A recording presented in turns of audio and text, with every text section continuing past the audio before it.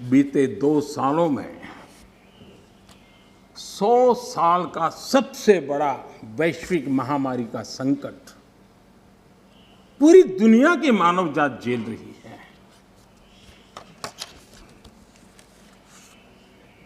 जिन्होंने भारत के अतीत के आधार पर ही भारत को समझने का प्रयास किया, उनको तो आशंका थी कि इतना बड़ा विशाल देश, इतनी बड़ी आबादी, इतनी विविधता, ये आदतें, ये स्वभाव, शायद ये भारत इतनी बड़ी लड़ाई नहीं लड़ पाएगा, भारत अपने आप को बचा नहीं पाएगा, यही उनकी सोच थी। लेकिन आज स्थिति क्या है? मेड इन इंडिया कोविड टीके, कोविड वैक्सीन दुनिया में सबसे प्रभावी है। आज भारत 100% पहली डोज इस लक्ष्य के निकट करीब करीब पहुंच रहा है और लगभग 80% सेकंड डोज उसका पड़ाव भी पूरा कर लिया है।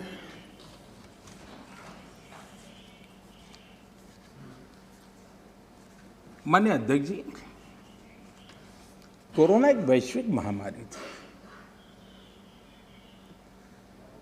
लेकिन उसे भी दलगत राजनीति के लिए उपयोग में लाया जाए, क्या ये मानवता के लिए अच्छा है? भारत जैसे, आपको मैं प्लीज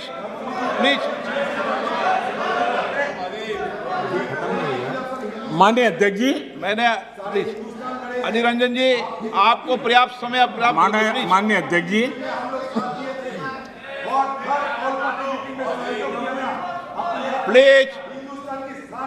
प्लीज माननीय अध्यक्ष जी, मैंने तो किसी का नाम नहीं दिया।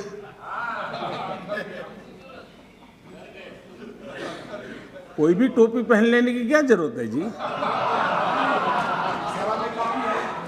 अरे क्यों? लेकिन जब आप खड़े ही हो गए तो अब मैं नाम दे करके बोलना चाहता हूं। अब आप खड़े ही हो गए हैं तो मैं नाम दे करके बोलना चाहता हूं। इस कोरोना काल में कांग्रेस ने तो हद कर दी।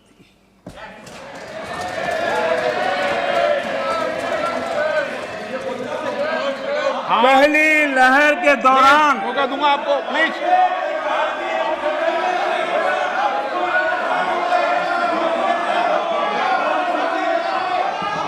देखिए माननीय सदस्य, प्लीज बैठिए, ये तरीका ठीक नहीं है।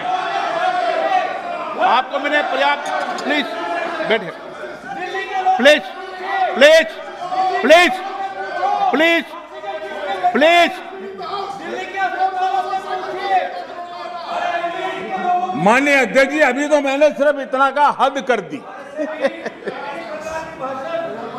प्लीज, पहली लहर के दौरान आपको मैंने देश जब पर्याप्त अवसर दिया था, लॉकडाउन का पालन कर रहा था, जब WHO दुनिया भर के लोगों को सलाह देता था, सारे हेल्थ एक्सपर्ट कह रहे थे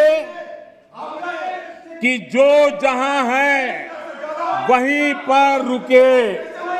सारी दुनिया में यह संदेश दिया जाता था, क्योंकि मनुष्य जहां जाएगा, अगर वो कोरोना से संक्रमित है तो कोरोना साथ ले जाएगा। तब कांग्रेस के लोगों ने क्या किया? मुंबई के रेलवे स्टेशन पर खड़े रह करके मुंबई छोड़कर जाने के लिए प्रोत्साहित करने के लिए मुंबई में श्रमिकों को टिकट दिया गया, मुफ्त में टिकट दिया गया, लोगों को प्रेरित किया गया कि जाओ महाराष्ट्र में हमारे पर जो बोझ है वो जरा कम हो, और जाओ, तुम उत्तर प्रदेश के हो, तुम बिहार के हो, जाओ वहां कोरोना फैलाओ। आपने ये बहुत बड़ा पाप किया। महा अफरा तफरी का माहौल खड़ा कर दिया। आपने हमारे श्रमिक भाइयों बहनों को अनेक परेशानियों में धकेल दिया। और माननीय अध्यक्ष जी, उस समय दिल्ली में ऐसी सरकार थी, दिल्ली में ऐसी सरकार थी जो है, उस सरकार ने तो जीप पर माइक बांध करके दिल्ली की झुग्गी झोपड़ी में गाड़ी घुमा करके लोगों को कहा संकट बड़ा है, भागो, गांव जाओ, घर जाओ। और दिल्ली से जाने के लिए बसें दी, आधे रास्ते छोड़ दिया और श्रमिकों को लिए अनेक मुसीबतें पैदा की। और उसका कारण हुआ कि यूपी में, उत्तराखंड में, पंजाब में जिस कोरोना की इतनी गति नहीं थी, इतनी तीव्रता नहीं थी, इस पाप के कारण कोरोना ने वहां भी अपनी लपेट में ले लिया। माननीय अध्यक्ष जी, ये कैसी राजनीति है? मानव जात पर संकट के समय ये कैसी राजनीति है? ये दलगत राजनीति कब तक चलेगी? आदरणीय अध्यक्ष जी, कांग्रेस के इस आचरण से सिर्फ मैं ही नहीं, पूरा देश अचंभित है। 2 साल से देश 100 साल के सबसे बड़े संकट से मुकाबला जूझ कर रहा है। कुछ लोगों ने जिस प्रकार का व्यवहार किया, देश उससे सोच में पड़ गया है। क्या ये देश आपका नहीं है? क्या ये देश के लोग आपके नहीं हैं? क्या उनके सुख दुख आपके नहीं हैं?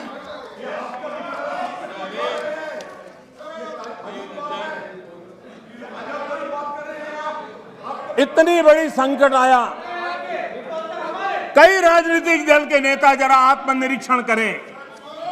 कितने राजनीतिक दल के नेता जो जनता के माने हुए नेता अपने आप को मानते हैं, उन्होंने लोगों को रिक्वेस्ट की हो, अपील की हो, भाई कोरोना का एक ऐसा संकट है, वैश्विक महामारी है, आप मास्क पहनो, हाथ धोना रखो, 2 गज की दूरी रखो। कितने नेता हैं? क्या ये बार बार देश की जनता को अगर कहते तो उसमें कोई बीजेपी की सरकार को क्या फायदा होने वाला था? मोदी को क्या फायदा होने वाला था? लेकिन इतने बड़े संकट में भी,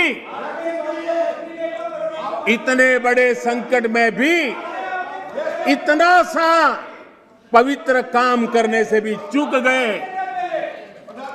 इसलिए माननीय अध्यक्ष जी, कुछ लोग हैं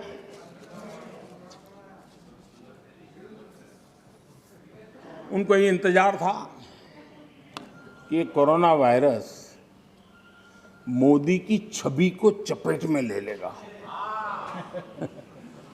बहुत इंतजार किया और कोरोना ने भी आपके धैर्य की बड़ी कसौटी की है। आए दिन आप लोग औरों को नीचा दिखाने के लिए महात्मा गांधी का नाम लेते हैं। महात्मा गांधी की स्वदेशी की बात, इसको बार बार दोहराने में हमें कौन रोकता है? अगर मोदी वोकल फॉर लोकल कहता है, मोदी ने कहा इसलिए शब्दों को छोड़ दो भाई, लेकिन क्या आप नहीं चाहते हैं देश आत्मनिर्भर बने? जिस महात्मा गांधी के आदर्शों की बात करते हैं, तब भारत में इस अभियान को ताकत देने में, जुड़ने में आपका क्या जाता था? उसका नेतृत्व आप लीजिए। महात्मा गांधी जी के स्वदेश के निर्णय को आगे बढ़ाइए, देश का भला होगा। और हो सकता है, हाँ,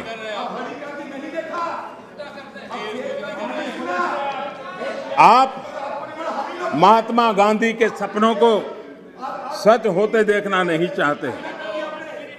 माननीय अध्यक्ष जी, आज पूरी दुनिया योग के लिए एक प्रकार से कोरोना में तो योग ने दुनिया भर में जगह बना ली। दुनिया भर में कौन हिंदुस्तानी होगा जिसको योग के लिए गर्व ना हो। आपने उसका भी मजाक उड़ाया, उसका भी विरोध किया। अच्छा होता आप लोगों को कहते भाई संकट में घर में है, ये योगा कीजिए, आपको फायदा होगा। क्या नुकसान था? फिट इंडिया मूवमेंट चले, देश का नौजवान सशक्त हो, सामर्थ्यवान हो। आपको मोदी से विरोध हो सकता है। फिट इंडिया मूवमेंट, आपके राजनीतिक दलों के छोटे छोटे युवा मंच होते हैं। अगर हम सब ने मिलकर के अगर इस फिट इंडिया के द्वारा देश की युवा शक्ति को इस सामर्थ्य की तरफ आगे बढ़ने के लिए कहते, लेकिन उसका भी विरोध, उसका भी उपहास, यानी क्या हो गया है आपको मुझे समझ नहीं आ रहा है। और इसलिए मैं आज इसलिए कहता हूं आपको ध्यान में आए कि आप कहां खड़े हैं जी। और मैंने इतिहास बताया, 60 साल के लेकर 15 साल तक पूरा कालखंड, इतने राज्य, कोई आपको घुसने नहीं दे रहा है। माननीय अध्यक्ष जी, कभी कभी मैं ये विषय बहुत प्यार से कह रहा हूं, नाराज मत हो जाना।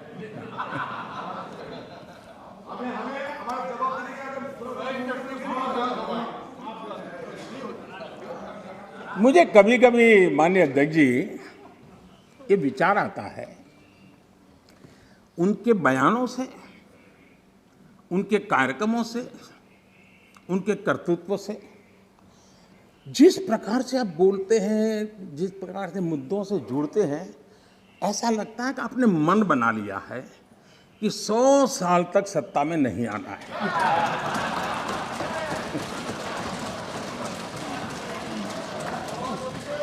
कोई ऐसा नहीं करता जी। थोड़ी सी भी आशा होती, थोड़ा सा भी लगता हाँ यार देश की जनता फिर से फुलहार करेगी, तो ऐसा नहीं करते। और इसलिए खैर अब आपने ही तय कर लिया है 100 साल के लिए, तो फिर मैंने भी तैयारी कर ली है।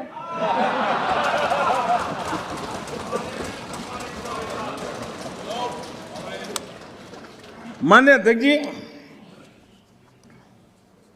ये सदन इस बात का साक्षी है कि कोरोना वैश्विक महामारी से जो बनी स्थितियां, जो स्थितियां उत्पन्न हुई, उसको निपटने के लिए भारत ने जो भी रणनीति बनाई, उसको लेकर के डे 1 से क्या क्या नहीं कहा गया, किस किसने क्या बोला, आज वो खुद देखेंगे तो उनको हैरानी हो जाएगी, ऐसा कैसे बुलवा लिया, किसने बुलवा लिया, पता नहीं क्या बोल दिए हम लोग।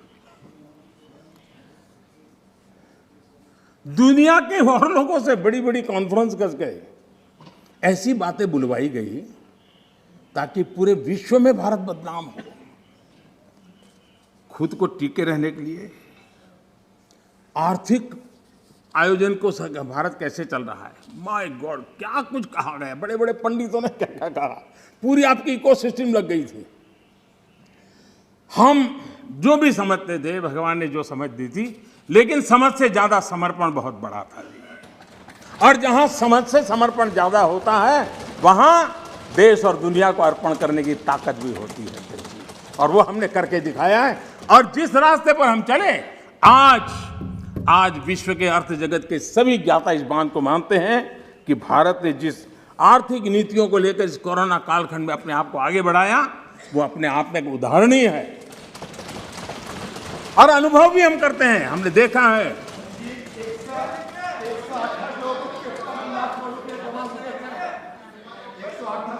माननीय जी, भारत आज दुनिया की, माननीय अध्यक्ष जी, भारत आज दुनिया की जो बड़ी इकोनॉमीज है, उसमें सबसे तेजी से विकसित हो रही बड़ी अर्थव्यवस्था है। माननीय अध्यक्ष जी, इस कोरोना कालखंड में भी हमारे किसानों ने रिकॉर्ड पैदावार की, सरकार ने रिकॉर्ड खरीदी की, दुनिया के अनेक देशों में जहां खाने का संकट पैदा हुआ। और आपको पता होगा 100 साल पहले जो आपदा आई थी उसके जो रिपोर्ट है उसमें ये बात कही गई है कि बीमारी से मरने वालों की जैसी तादाद है वैसी भूख से मरने वालों की भी बड़ी तादाद है। उस समय के 100 साल पहले की रिपोर्ट में है। इस देश ने किसी को भूख से मरने नहीं दिया। 80 करोड़ से अधिक देशवासियों को मुफ्त राशन उपलब्ध कराया और आज भी करा रहे हैं। माननीय अध्यक्ष जी, हमारा total export historically highest record पर है और ये कोरोना काल में है। कृषि एक्सपोर्ट ऐतिहासिक रूप से टॉप पर पहुंचा है। सॉफ्टवेयर एक्सपोर्ट नई ऊंचाई तरफ बढ़ रहा है। मोबाइल फोन एक्सपोर्ट्स अभूतपूर्व वृद्धि हुई है। डिफेंस एक्सपोर्ट कईयों को परेशानी हो रही है। ये आत्मनिर्भर भारत का कमाल है कि आज देश डिफेंस एक्सपोर्ट में भी अपनी एक पहचान बना रहा है। एफडीआई और एफपीआई, माननीय अध्यक्ष जी,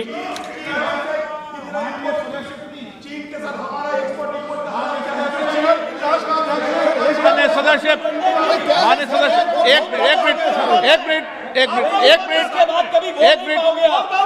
मिनट आप चुप रहिए, आप शांत रहिए, आप शांत रहिए प्लीज। माननीय सदस्य प्लीज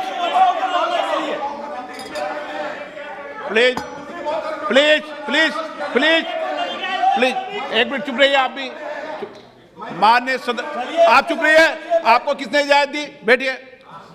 माननीय सदस्यगण, मैंने सभी माननीय सदस्यों को पर्याप्त समय पर्याप्त अवसर दिया है, लेकिन माननीय सदस्य आपने जब बोला तो मैंने कहा कि कोई भी इस सदन में नेता बोल रहे हैं कोई टिप्पणी टिप्पणी करेंगे, लेकिन आज आप ये उचित व्यवहार नहीं है। सदन के नेता बोल रहे हैं, सदन की गरिमा को बनाए रखें, ये मेरा आपसे आग्रह है। आपको मैं बोलने का मौका दूंगा।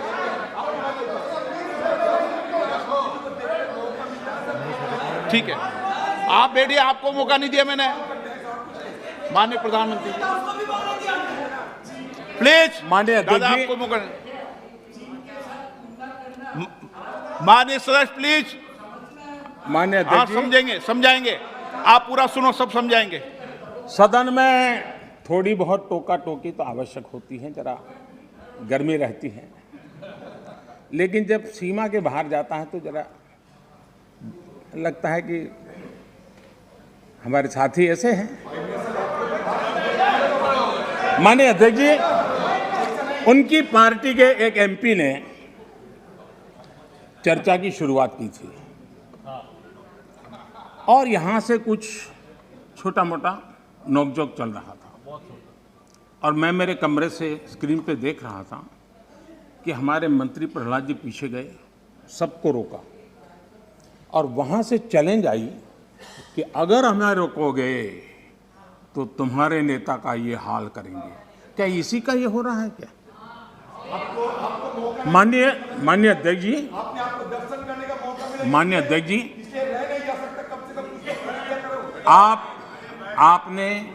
आपको अब हर एक को अपना सीआर सुधारने की कोशिश तो करनी चाहिए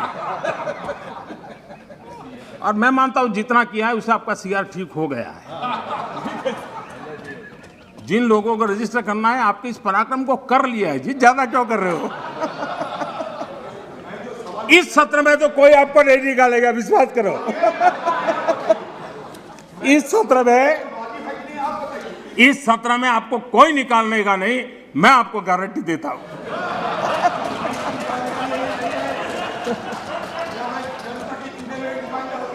ठीक है, इस जगह से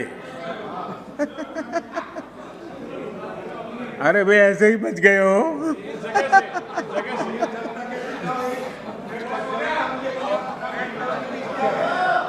माननीय अध्यक्ष जी, एफडीआई और एफपीआई का रिकॉर्ड निवेश आज भारत में हो रहा है।